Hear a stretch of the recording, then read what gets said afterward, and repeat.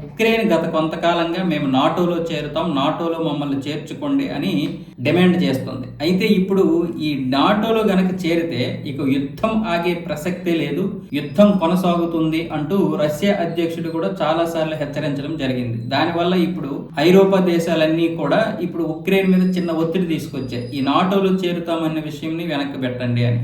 ముఖ్యంగా అమెరికా, నువ్వు ప్రతి దానికి నాటోలో చేరుతాం అనకు, నువ్వు నాటోలో చేరే ప్రసక్తే లేదని ట్రంప్ అయితే చెప్పేశాడు, చాలా సార్లు చెప్పాడు. దానికి ఇప్పుడు జెలెన్స్కీ దిగొచ్చాడు, మేము నాటోలో చేరం, మీరు అన్నట్లుగా మేము నాటోలో చేరుతాం అనే డిమాండ్ నుంచి మేము బయటపడతాం, కాకపోతే ఐరోపా దేశాలు, అమెరికా మాకు భద్రతా రక్షణ ఏర్పాట్లు చేస్తామని వాగ్దానం చేయాలి. దీంతో పాటు అమెరికా కాంగ్రెస్ కూడా ఈ యొక్క విధానానికి ఒప్పుకోవాలి. అలాగైతేనే మేము ఈ నాటోలో చేరం అనే డిమాండ్ నుంచి బయటపడతాం అంటూ జెలెన్స్కీ అయితే చెబుతున్నాడు. మరి జెలెన్స్కీ ఇంత దిగొచ్చాడు కాబట్టి మరి ఇప్పుడు అమెరికా గానీ ఐరోపా దేశాలు గానీ మరి ఈ భద్రతా గ్యారెంటీ ఇస్తాయా లేదన్నది ఇంకా తెలియదు. ఇంకా ఏ దేశం కూడా ఇటువంటి వివరణ ఇవ్వలేదు.